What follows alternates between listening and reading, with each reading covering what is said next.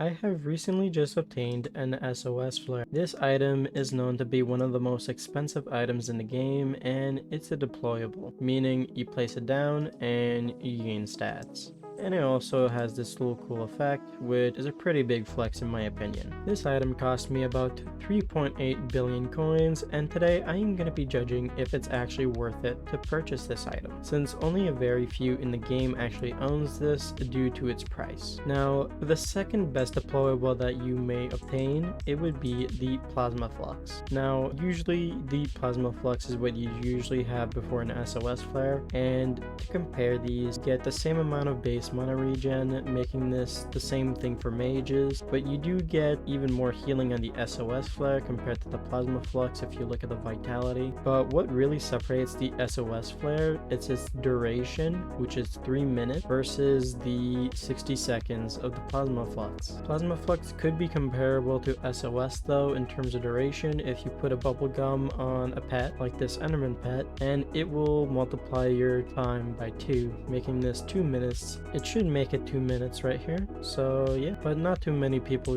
usually put bubblegum on their pet, so it's not very useful in some cases, especially in Kuudras, because you're probably gonna want to be leveling up a Gdrag, and sacrificing bubblegum on a Gdrag just to have better time when the Plasma Flux is not really worth it. So yeah, now for the distance it covers, the SOS flare covers double the area, meaning if I was to come in Crimson Eye, if I place down a Plasma Flux, you're gonna see a big difference between these. If I was to run away into the outside over here and come back in, it's still gonna be placed down. But if I place an SOS flare in the middle and then you run away, eventually you're gonna be too far away, which is the 40 block distance, and it's gonna disappear, meaning whenever you come back, you have to place another SOS. So whenever you come out of the range of the Plasma Flux, it doesn't leave, while the SOS flare does leave, which is kind of weird because you would assume the SOS flare would be like a Plasma Flux where it would just stay. But long story short, this SOS flare makes it so it covers the whole entire area of this flare dome where you can kill flares, meaning you can kill flares with the SOS flare and it won't leave because you're still in the 40 block radius. But for Plasma Flux, if you were to put it in the middle, it would only range up to like around here, and any effects that are outside of that area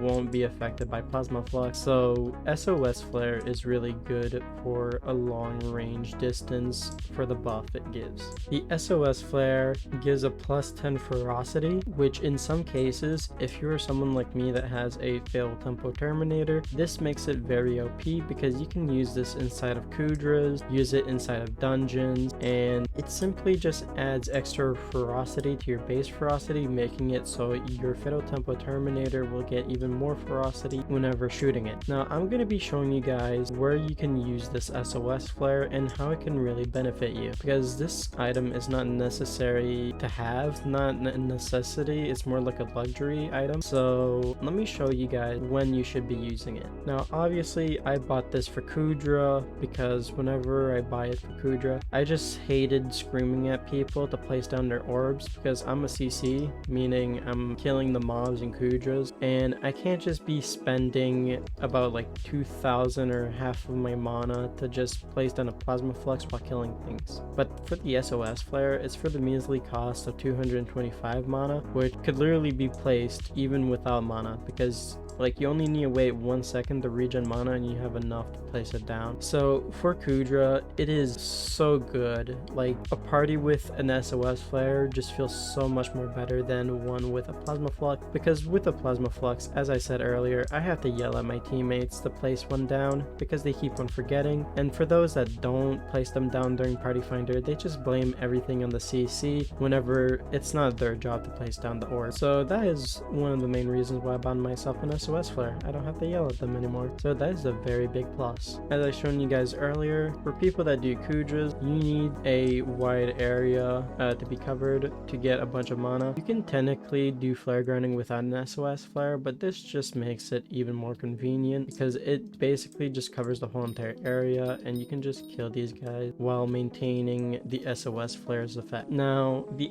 SOS flare is also very good for bestiary. What do I mean by that? If you place it down in the middle right over here in the end, you'll have the effect affecting the whole entire bottom area here, and you can just kill all of these endermans without losing the SOS flare's effect, meaning you can go full on mage and just grind these without losing mana, because if you can see my mana down below, it is literally just not even running out. So you could literally just spam kill these guys and get fast bestiary. Same can be done in the Zealot bruiser area. If you come over here, I have this special place that covers the most biggest range for the SOS. If you place it in this little corner right over here in the middle, just look up and there you go. This will make it so you can come all the way over here, making it so it won't lose its effects over here, because if you go too far, it will disappear, as you can see in chat. If you come over here, same thing will happen if you go above this area. So I just suggest hitting the floor with the hype if you don't want to lose your SOS flare, because if you go a little bit too far, it will disappear. But besides that, if you just hit the floor here, you should be able to kill them, and this will make it so the SOS flare actually covers the whole entire range of these Zealot bruisers, making this very useful for getting the bestiary, because more spammability equal more kill. In general, just the fact that it has 10 ferocity on this SOS flare means that you deal 10% extra damage on any mob you hit just because of that 10 ferocity,